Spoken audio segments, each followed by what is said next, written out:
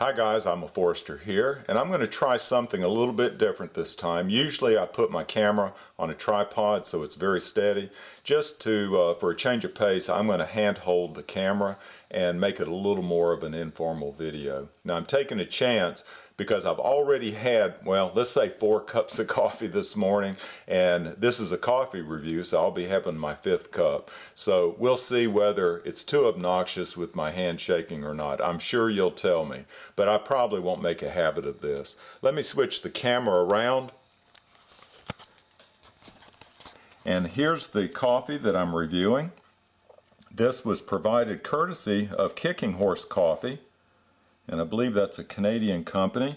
And this is the actual blend. It's 454 horsepower. It's a dark blend, and they call it velvety, earthy, and spirited. I'll give you my opinion just in a second. Now, if you're in a rush, I'm going to show you my notes. They're on the computer screen right here. You can pause and read those. But if you're in a rush, you know what I think and what I'm about to say. Okay? Well, let's take here we go. Let's take a sip of this coffee. And it always tastes better in my vintage Krispy Kreme coffee cup. That is definitely a strong cup of coffee, and you already saw that I'm going to give it a 5-star rating, so 5 out of 5 stars. I've only given one other coffee a 5-star rating, and so this is one of my top 2 coffees. It's very good. They call it velvety, and I would agree 100% with that. It's velvety. There's no bite whatsoever. It's earthy. It has a mild earthy flavor. But now I will disagree. They say that it's spirited. That's one of the adjectives that they use. I don't really see that. I see spirited coffee as maybe having more of a complex flavor, maybe a little bit of the burnt flavors that some people don't like. So that's a good thing. If you like a dark blend that is smooth, this coffee is for you, and I'll give it a 5-star rating. Now you might be wondering about the name 454 horsepower, and of course that's probably named for the Chevy big block engine that came out, I think, in the Corvette back in 1970, and then it came out in other engines in other cars later. But I don't know anything at all about driving a 454 engine. I was driving a Plymouth Belvedere back in those days in 1970. So I don't know anything about a 454 engine and hot rodding. While I'm at it, let me show you the coffee beans. This is what's left of that bag of coffee. They're slightly oily, but not very oily. I'm going to give you a good look at them. They're quality beans. There's no trash in them or anything like that. Those are going to go back in the bag. And they did send me a card. Like I say, these are courtesy of Kicking Horse Coffee. And they sent it back in the holidays.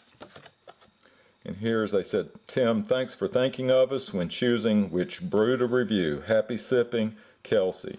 Well, Kelsey, thank you for sending this my way. I've enjoyed drinking it, and I hope you enjoy the review because I'm giving my honest opinion, and I really do like the coffee. So let me go on and cover some other things while I sip on this cup of coffee. You've seen this action target in several of my videos, and you've also seen this watch, and let me give you a close-up of that watch.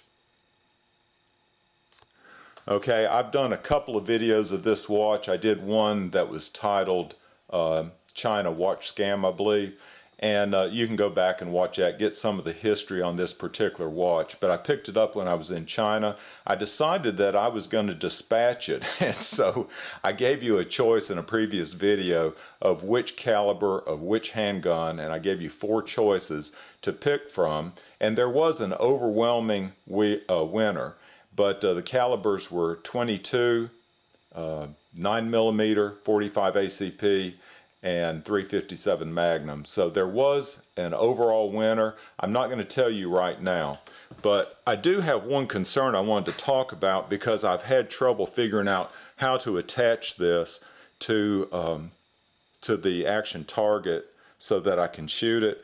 Well, I came up with a solution. I took the bracelet off and then I used this Loctite blue to attach it to the action target. It's on there tight right now. I can't tell, it's not loose at all, but what my concern is even if I don't hit the watch, if I hit the target, and I'm sure I'll hit the target, that it'll come off just from the recoil and from the shock. So we'll have to see. I'll do the best I can to hit the watch, and we'll just have to see whether the Loctite does its job. This will be a test of Loctite, okay? So maybe that'll be one of the features of this particular video. All right, let's see. I did want to mention my school shooting video. It was the video that I made last weekend, and it's had a good number of views for my videos, but it was demonetized by YouTube, and I'm really wondering why. I mean, if you go back and watch the video, I don't think I said anything controversial. There were some common sense solutions that I proposed based on my experience in China visiting my daughter and granddaughter at her school, and so I don't really see anything of harm in that video, but it's been demonetized and it stayed demonetized. So, you know, I don't know. I don't understand YouTube. But the last thing I wanted to mention was just daylight savings time. If you're watching this video on the day that the video was actually made, we change our clocks forward tonight to daylight savings time, so be sure and do that. Y'all take care and stay tuned for my Making Time Fly video. Y'all take care.